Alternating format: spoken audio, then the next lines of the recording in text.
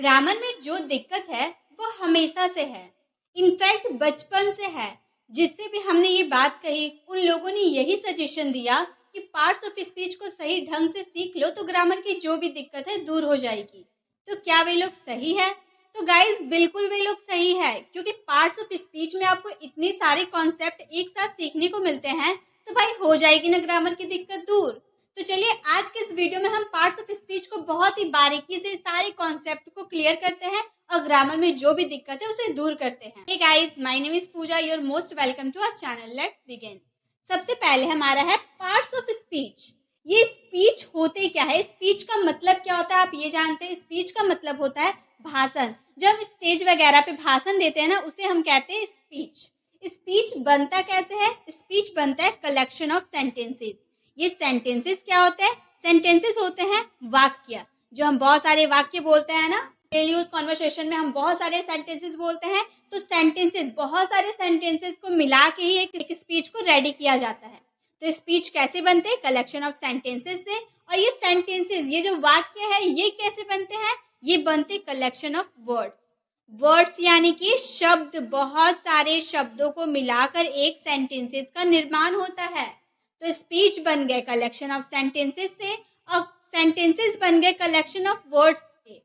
और वर्ड्स के कैटेगरीज होते हैं ये 9: noun, pronoun, adjective, adverb, verb, preposition, conjunction, interjection, article.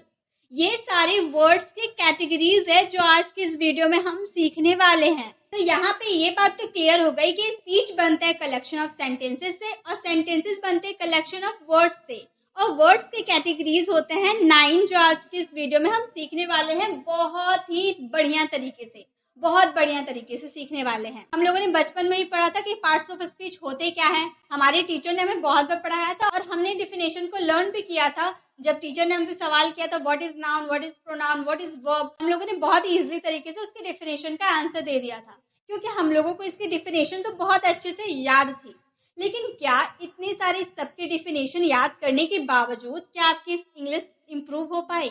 नहीं हो पाई, क्योंकि सिर्फ डिफिनेशन को लर्न करना ही सारी प्रॉब्लम को सॉल्यूशन नहीं है। हम व्हाट इज नाउन तो हम लोगों ने पढ़ लिया, डेफिनेशन को बहुत ही ट्रेडिशनल मेथड से हम लोगों ने पढ़ लिया, लेकिन जब हम धीरे धीरे बड़े हुए, हमारे सामने सेंटेंसेस आई, तो हम सेंटेंसेस को देखकर घबरा गए कि सेंटेंसेस में आखिर नाउन क्या है, प्रोनाउन क्या है, कैसे पहचाने, कहाँ पर किसका यूज करें, हमें समझ नहीं आता है। क्यों नहीं आता है? क्योंकि हम लोगों ने सिर्फ डिफिनेशन को ही पढ़ा है, उसके ट्रिक्स को नहीं जानते कि भाई उसे पहचाने कैसे, उसे लगाए कैसे कहीं पर। आज की इस वीडियो में आपकी हर डाउट को क्लियर कर दूंगी, बिल्कुल जड़ से खत्म कर दूंगी।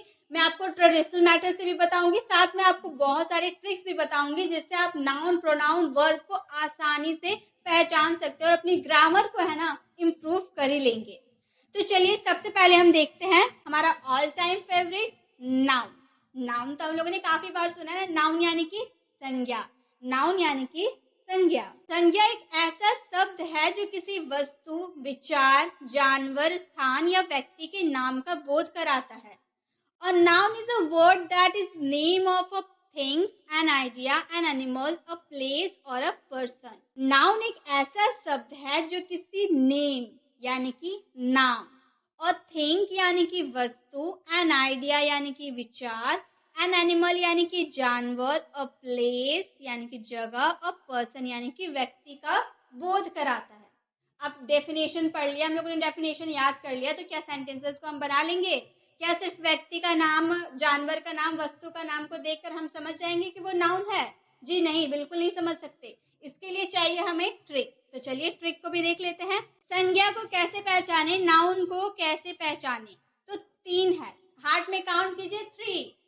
सी, फील, टच। सी, फील, टच, इससे हम पहचानेंगे नाउन।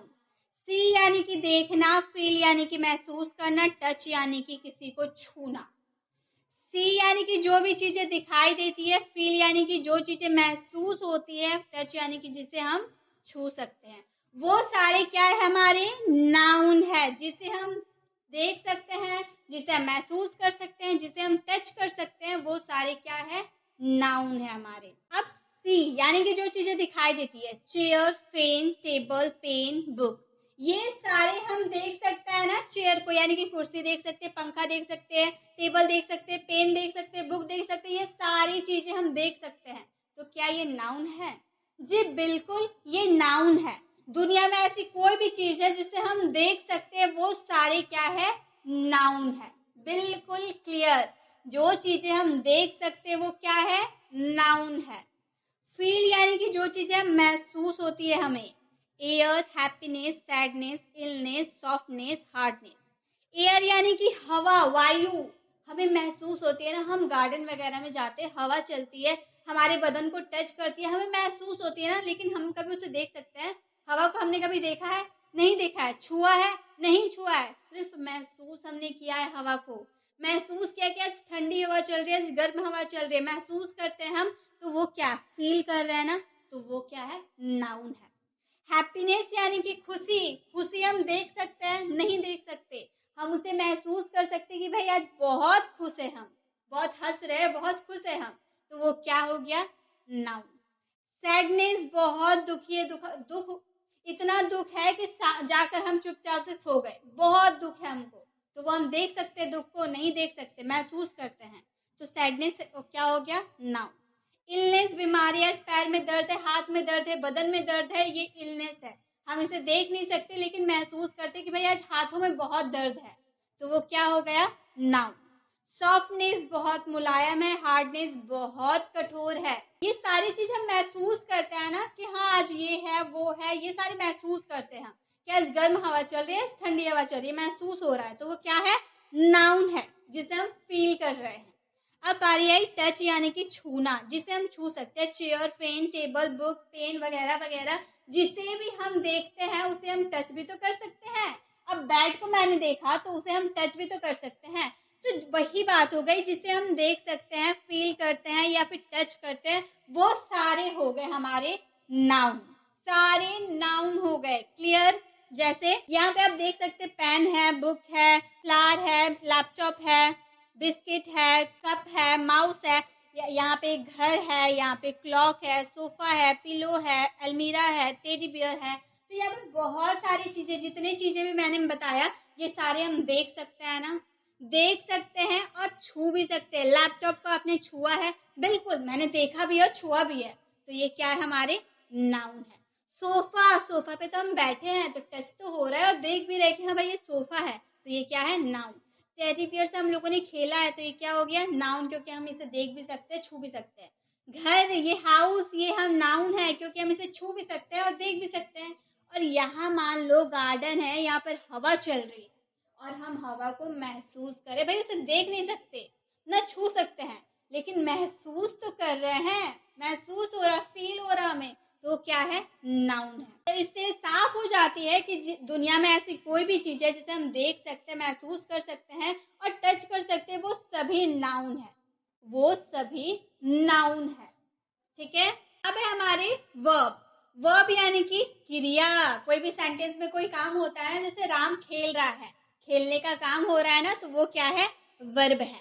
तो कोई भी शब्द में जो काम होता है उसे हम वर्ब कहते हैं। जैसे क्रिया एक ऐसे शब्द या शब्दों का समूह है जिसका उपयोग यह इंगित करने के लिए किया जाता है कि कुछ होता है या मौजूद है। A verb is a word group of words that is used to indicate that something happens or exists. अब डेफिनेशन से कुछ समझ में आया? जी नहीं। चलिए ट्रिक से समझते हैं। क्रिया को कैसे पहचाने, वर्ब को कैसे पहचाने? वर्ब यानी कि क्रिया के अंत में ना होता है। ना, कोई भी क्रिया हो, कोई भी वर्ब हो, उसके लास्ट में आपको ना देखने को मिले तो आप झट से पहचान जाइए कि ये वर्ब है हमारा। जैसे कि खाना, यहाँ पे आपको लास्ट में ना दिख रहा है ना, तो ये क्या हमारा है? वर्ब है, जिसकी बात हम लोग अभी कर रही है, हमारा वर्ब है। ईट, खाना यानी कि ईट। पढ़ना, ना देखने को मिल गया ना, यानी कि रीड, ये भी हमारा वर्ब है। खेलना, यहाँ भी ना दिख गया। प्ले यानी कि ये भी हमारा वर्ब है। लिखना, यहाँ भी ना है, तो ये भी क्या हमारा है? वर्ब। राइट। तो खाना, पढ़ना, खेलना, लिखना, ये सारे क्या है? वर्ब है। जो किया जाता है वही तो क्रिया होता है। राम खेल रहा है तो खेलना, खेलना क्या हो गया? हमारा वर्ब हो गया। तो कोई भी सेंटेंस में जो काम होता है ना, काम को ये कौन दिखाता है? वर्ब दिखाता है, वही हमारा वर्ब होता है। ठीक है, वर्ब भी हो गई क्लियर। अब है हमारा थर्ड एडजेक्टिव यानी कि विशेषण। एडजेक्टिव यानी कि विशेषण। विशेषण एक ऐसा शब्द है जो हमें संज्ञा के बारे में कुछ और बातें बताता है या एक संज्ञा का वर्णन और संशोधन कराता है। An adjective is a word that tells us more about a noun. It describes or modifies a noun. Definition में यही समझ में आया कि जो विशेषण होता है संज्ञा के बारे में कुछ बताता है, कुछ बातें बताता है। क्या बताता है वो भी देखते हैं। तो एडजेक्टिव को पहचानने का बेस्ट तरीका है गुड, बैड, न्यूट्रल। अच्छा, बुरा, सामान्य या उदासीन। अच्छा यानी कि किसी की अच्छाई बताना विशेषण है, किसी की बुराई बताना विशेषण है। और सामान्य और उदासीन क्या है? ना किसी की आप अच्छाई कर रहे हो ना आप किसी की बुराई कर रहे हो, लेकिन उसकी विशेषता आप बता रहे हो। जैसे कि गुड यानी कि अच्छाई किसी का हम कैसे बताते हैं? ब्रेव, बहुत बहादुर है वो, हर काम कर लेता, बहुत बहादुरी से सारे काम को करता है। तो वो क्या हम उसकी अच्छाई बता रहे हैं ना, उसकी विशेषता बता रहे हैं, अच्छाई वाली विशेषता बता रहे हैं हम उसकी। इंटेलिजेंट, बहुत तेज है, दिमाग बहुत घोड़े जैसा दौड़ाता है, बहुत इंटेलिजेंट है। हैंडसम, बहुत ही गुड लुकिंग है, बहुत हैंडसम है। ब्यूटीफुल, बहुत सुंदर लड़की है वो। हार्ड वर्किंग, बहुत मेहनती है। ऑनेस्ट, बहुत ईमानदार है, बहुत ज्यादा ईमानदार है। तो जब किसी की अच्छाई आप बता रहे हो, उसकी विशेषता को, अच्छाई वाली विशेषता को बता रहे हो, तो वो क्या हो गया? हमारे एडजेक्टिव हो गए। बैड यानी कि बुराई, किसी की बुरा वाला विशेषता बताते हो। जैसे कि कॉवर्ड, बहुत कायर है, हमेशा दूसरों के पीछे छुपा हुआ रहता है, पीठ पीछे बातें करता है, तो वो बहुत ही कायर है। तो वो क्या हो गया? उसकी बुराई हो गया, लेकिन विशेषता बता रहे, बुराई वाली विशेषता बता रहे। अगली, देखने में बहुत बदसूरत है, वो क्या हो गया? उसकी बुराई हो गई, विशेषता हो गई। टिमिड, बहुत डरपोक है, बहुत डरपोक। डिसऑनेस्ट, बेईमान है, वगैरह वगैरह, बहुत ही बेईमानी करता है। तो जब भी आप किसी की बुराई वाली विशेषता कि वो कायर है, वो डरपोक है, वो बदसूरत है, ये किसी की विशेषता बता रहे, बुराई कर रहे लेकिन विशेषता है ये, तो ये क्या हो गया? हमारे एडजेक्टिव हो गया। न्यूट्रल, सामान्य, उदासीन क्या होता है? जैसे कि मान लो आपके सामने से कोई लड़की पार हो रही है, वो बहुत ही लॉन्ग है। अब आप कमेंट कर रहे हो कि कितनी लंबी है वो, आप विशेषता बता रहे हो कि कितनी लंबी है, लेकिन क्या आप उसकी अच्छाई कर रहे हो? क्या उसकी बुराई कर रहे हो? ना अच्छाई कर रहे हो, लंबा होना ना किसी की अच्छाई है ना बुराई है, ये न्यूट्रल है। ना आप उसकी अच्छाई कर रहे हो ना आप उसकी बुराई कर रहे हो, लेकिन आप उसकी विशेषता जरूर बता रहे हो कि वो लंबा है, वो लीन है, पतली दुबली है। हेल्दी, मान लो कोई बच्चा है, गोलू मोलू सा है, आपने उसे देखा और बोला कि कितना हेल्दी है, कितना गोलू मोलू है, क्या आपने उस बच्चे की बुराई की, अच्छाई की? नहीं, आप सिर्फ इतना बोल रहे हो कि वो हेल्दी है, गोलू मोलू है, तो आप उसकी विशेषता बता रहे हो लेकिन अच्छाई बुराई नहीं कर रहे हो। तो वो हमारे क्या हो गए? एडजेक्टिव। तो एडजेक्टिव पहचानने का यही तरीका है, गुड, बैड, न्यूट्रल, यही हमारे हो गए एडजेक्टिव। अब देखिए, टीना इज अ ब्यूटीफुल गर्ल। टीना एक लड़की है। टीना क्या है? ब्यूटीफुल। ब्यूटीफुल यानी कि सुंदर, देखने में बहुत ही खूबसूरत है, बहुत ही सुंदर है, तो ब्यूटीफुल यानी कि सुंदर। टीना इज अ डिसऑनेस्ट गर्ल, बहुत ही बेईमान है। डिसऑनेस्ट यानी कि बहुत बेईमान है, हमेशा बेईमानी करती है।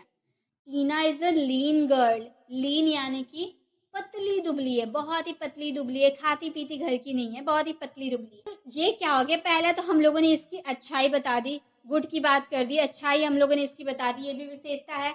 दूसरा, बैड यानी कि उसकी बुराई की बात हम लोगों ने कर दी। और तीसरा, न्यूट्रल, उसकी ना अच्छाई मैंने की ना बुराई की, लेकिन मैंने विशेषता उसकी बताई। तो यही हमें पहचानना है कि गुड, बेटर और न्यूट्रल की बात हम जब करेंगे तो वो हमारा हो जाएगा एडजेक्टिव। अब है हमारा फोर्थ, एडवर्ब। एडवर्ब यानी कि क्रिया विशेषण। अभी हम लोगों ने क्रिया भी पढ़ा यानी कि वर्ब, और विशेषण भी पढ़ा यानी कि एडजेक्टिव। अब दोनों का मिली भगत क्या हो गया? एडवर्ब यानी कि क्रिया विशेषण। क्रिया विशेषण एक ऐसा शब्द है जो किसी क्रिया विशेषण या किसी अन्य क्रिया विशेषण के बारे में वर्णन करता है या अधिक जानकारी देता है। An adverb is a word that describes or gives more information about a verb, an adjective or another adverb. Adverb को पहचाने कैसे? Adverb की पहचान कैसे करें? Adverb यह बताता है कि काम कैसे हो रहा है। Adverb का काम है यह बताना कि काम कैसे हो रहा है। How to work is going on, काम कैसे हो रहा है। जैसे यहाँ पे देखिए आप, रोहन रन्स स्लोली। स्लोली यानी कि धीरे। रोहन रन्स यानी कि दौड़ा। रन्स यानी कि दौड़ना। दौड़ना ये हमारा ना हो गया, यानी कि ये क्या हो गया? हमारा वर्ब। वर्ब हो गया ना, यानी कि सोहन रन्स स्लोली, रोहन धीरे दौड़ रहा है।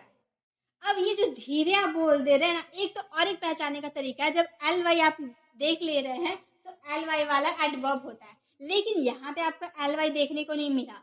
तो अब जब किसी की क्रिया विशेषण की बात, किसी की क्रिया के बारे में बता रहे हो तो वो हमारा एडवर्ब होता है। जैसे कि रोहन रन स्लोली, रोहन धीरे दौड़ रहा है। अब रोहन कार्य कर रहा है और आप उसकी विशेषता को बता रहे हो कि रोहन का दौड़ने का काम धीरे हो रहा है। रोहन रन्स फास्ट, रोहन तेज दौड़ रहा है। अब रोहन की दौड़ने क्रिया की भी बात बता रहे हो, विशेषण भी बता रहे हो कि रोहन का जो काम है दौड़ने का वो तेजी से हो रहा है। रोहन रन स्विफ्टली, मतलब बहुत ही आराम से हवाओं का मजा लेते लेते दौड़ रहा है। रोहन रन्स जेंटली, आराम से रोहन दौड़ रहा है। हरीडली, मतलब बहुत ही हड़बड़ाहट में रोहन दौड़ रहा है। रोहन रन्स रैपिडली, बहुत ही तेजी से दौड़ रहा है रोहन। यहाँ पे आप सोहन की विशेषता बता रहे हो और क्रिया की विशेषता बता रहे हो, क्रिया विशेषण की बात बता रहे हो, तो वही हमारा हो जाता है एडवर्ब। जब आप किसी की क्रिया की विशेषता को बताते हो तो वह हमारा एडवर्ब होता है। ठीक है, जब किसी की क्रिया की विशेषता बताते हो आप तो वो हमारा एडवर्ब होता है। और एक इजी तरीका मैंने आपको बताया, जिसके भी लास्ट में एल वाई आपको देखने को मिले वो हमारा एडवर्ब होता है। अगर बाय चांस किसी में आपको देखने को ना मिले तो आप इस तरह से समझ जाइएगा कि कब जब किसी की क्रिया की विशेषता बताई जाती है तो वो हमारा एडवर्ब होता है। अब हमारा नेक्स्ट प्रोनाउन यानी कि सर्वनाम। प्रोनाउन यानी कि सर्वनाम। सर्वनाम वह शब्द है जो संज्ञा के स्थान पे प्रयुक्त किया जाता है, मतलब संज्ञा से जुड़ा हुआ रहता है। ये तो नाउन सीखा तो प्रोनाउन नहीं सीखेंगे तो कैसे चलेगा। A pronoun is a word that is used in a place of a noun. Noun की जगह पे pronoun का यूज किया जाता है। अब pronoun की पहचान कैसे करें? संज्ञा यानी कि नाउन, संज्ञा को हम क्या बोलते हैं? नाउन के बदले आने वाले शब्द को सर्वनाम कहते हैं। जैसे कि रानी एक डॉक्टर है, रानी क्या है? एक डॉक्टर है, तो हम क्या बोलेंगे? रानी इज अ डॉक्टर। रानी क्या है? हमारी नाउन है ना। नाम हम लोगों ने स्टार्टिंग में ही पढ़ा, नाउन में पढ़ा, किसी के नाम को हम नाउन बोलते हैं। ठीक है, नाउन। अब मैंने बोला वह एक डॉक्टर है, सी इज अ डॉक्टर, तो रानी की जगह हम लोगों ने वह का यूज किया, यानी कि सी का यूज किया। तो रानी की जगह नाउन के बदले हम लोगों ने सी का यूज किया, यही हमारा है प्रोनाउन। रानी एक फीमेल थी, फीमेल के लिए हम लोगों ने सी का यूज किया। अगर हम मेल की बात करते तो हम वहां पर ही का यूज करते। ठीक है, तो यहाँ पे रानी एक फीमेल थी इसलिए हम लोगों ने सी का यूज किया और यही सी हमारा प्रोनाउन हो गया, क्योंकि नाउन की जगह पे हम लोगों ने इसका यूज किया है, इसीलिए ये प्रोनाउन हुआ। प्रोनाउन क्या क्या होते हैं हमारे? I, you, we, they, he, she, it वगैरह वगैरह जो भी हो, ये सारे हमारे क्या होते हैं? प्रोनाउन होते हैं। ठीक है, ये सारे हमारे प्रोनाउन है, किसी भी संज्ञा के स्थान पे इसका यूज किया जाता है। अब है प्रीपोजिशन। प्रीपोजिशन, प्री यानी कि पहले, पोजीशन यानी कि स्थान, ये हमारा शॉर्ट ट्रिक है। मैंने प्रीपोजिशन वाली वीडियो में भी आपको बताया था। इसको हिंदी में बोलते हैं संबंध सूचक। संबंध सूचक अवयव। ठीक है, संबंध सूचक अवयव को कैसे पहचाने? प्रीपोजिशन मूलत वस्तु की पोजीशन, स्थान या अवस्था को बताता है। प्रीपोजिशन, प्रीपोजिशन क्या करता है? किसी भी वस्तु के पोजीशन को बताता है कि बुक है चेयर के नीचे रखी हुई है, बिल्ली है टेबल के नीचे बैठी हुई है, घड़ी है दीवार पे टंगी हुई है, मतलब किसी वस्तु की पोजीशन को बताता है कौन? प्रीपोजिशन। प्रीपोजिशन जैसे the book is on the table, the book is on the table, book table के ऊपर है। ऑन का क्या? पोजीशन बता रहा ना, ये जो बुक है ना वो कहाँ है? टेबल के कहाँ है? ऊपर है। बुक की पोजीशन को कौन बता रहा? ऑन, ये ऊपर है। ठीक है, सटी हुई है, ऊपर है। तो प्रीपोजिशन क्या क्या होता है? In, at, upon, under, up, down, across, behind, in front of, etc वगैरह वगैरह बहुत सारे प्रीपोजिशन होते हैं जो मैंने आपको बहुत बार अच्छे से क्लियर किया है। आप हमारे प्रीपोजिशन वाले वीडियोस को देख सकते हैं, उससे आपके प्रीपोजिशन में 100% सारे डाउट्स क्लियर हो जाएंगे, क्योंकि मैंने बहुत ही अच्छे तरीके से बताया इमेज के साथ। प्रीपोजिशन का क्या काम होता है? किसी भी वस्तु की पोजीशन को बताना, ये आखिर जो वस्तु है वो कहाँ है, टेबल के नीचे है, टेबल के ऊपर है, दीवार के ऊपर है, कहाँ है, वो सारे पोजीशन कौन बताता है? प्रीपोजिशन बताता है। अब है हमारे कंजंक्शन। कंजंक्शन का मतलब होता है समुचय बोधक। कंजंक्शन के बारे में भी मैंने आपको वीडियोस में बता रखी, सारे कंजंक्शन एक ही वीडियो मैंने आपको बताया है, आप चाहें तो वो विजिट कर सकते। कंजंक्शन एक ऐसा शब्द है जिसका प्रयोग दूसरे शब्दों, वाक्यांशों या वाक्यों को जोड़ने के लिए किया जाता है। A conjunction is a word that is used for joining other words, phrases or sentences. जैसे दो शब्दों को वाक्यों में जोड़ने वाले शब्द को कंजंक्शन कहते हैं। बहुत ही आसान शब्दों में, बहुत ही आसान भाषा में मैंने आपको बताया। दो शब्द जैसे Ram is a good boy, Sohan is a good boy, दो सेंटेंस है, दोनों सेंटेंस को आपस में जोड़ने का काम कौन करता है? कंजंक्शन करता है। दो शब्दों को आपस में जोड़ने का काम। जैसे Soni and Rani are studying.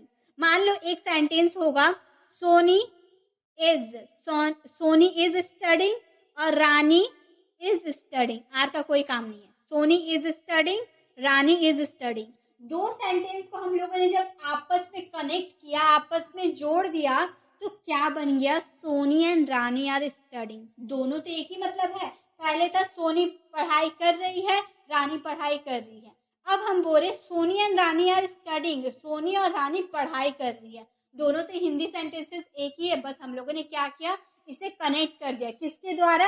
And के द्वारा। रानी और सोनी को जोड़ने का काम कौन कर रहा? एंड, यानी कि और। यही हमारा क्या है? कंजंक्शन है। तो दो सेंटेंसेस को आपस में जोड़ने का काम ही कंजंक्शन का होता है। तो आप इसमें जरा सा भी कंफ्यूज ना हो, क्योंकि दो सेंटेंसेस को आपस में जोड़ना कंजंक्शन का काम होता है। दो बड़े बड़े सेंटेंसेस या फिर दो छोटे छोटे सेंटेंसेस को आपस में कनेक्ट करना कंजंक्शन का काम है। कंजंक्शन क्या क्या होता है? एंड, और। एंड यानी कि और यानी कि या। और मतलब आप और नहीं समझ लीजिएगा, या। एंड मतलब और मतलब या। But actually later, both, if, now, yet, so, while, as, even, etc वगैरह वगैरह बहुत सारे होते हैं। तो ये सारे हमारे कंजंक्शन है। इनकी हेल्प लेकर हम दो सेंटेंसेस को आपस में कनेक्ट करते हैं। इंटरजेक्शन, इंटरजेक्शन यानी कि विस्मयादि बोधक। हिंदी वाले कितने बड़े नाम होते हैं, तो हम क्या याद रखेंगे? इंटरजेक्शन। अब इंटरजेक्शन में से ये टर को हटा दीजिए। ये टर को हम लोगों ने हटा दिया, क्या बन गया? इंजेक्शन। क्या है? इंजेक्शन। अब इंजेक्शन तो आपने लिया होगा ना। देखिए इसका डेफिनेशन पहले हम देख लेते हैं। इंटरजेक्शन एक शब्द या वाक्यांश है जिसका उपयोग आश्चर्य, दर्द, खुशी आदि को व्यक्त करने के लिए किया जाता है। An interjection is a word or phrase that is used to express surprise, pain, pleasure, etc.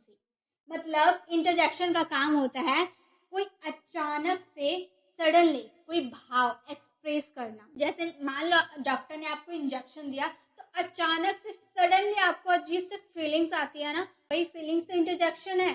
अचानक आई फीलिंग्स, चाहे वो सरप्राइज वाले हो, पेन वाले हो, प्लेजर वाले हो, कोई सा भी फीलिंग्स हो, वो क्या होता है? हमारे इंटरजेक्शन होते हैं। जैसे कि ये अचानक आई फीलिंग्स है। इंटरजेक्शन क्या? अचानक आई फीलिंग्स यानी कि भावना है, उत्साह यानी कि एक्साइटमेंट को दर्शाता है। जैसे wow what a car.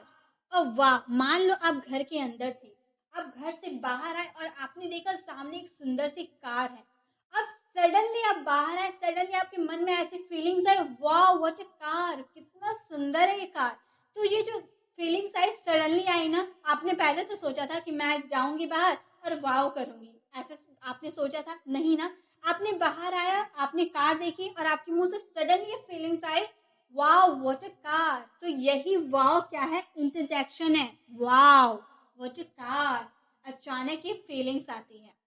Oh no, जैसे कुछ हो गया तो हम बोलते हैं ना, ओ नो क्या हो गया मुझसे, ओ नो।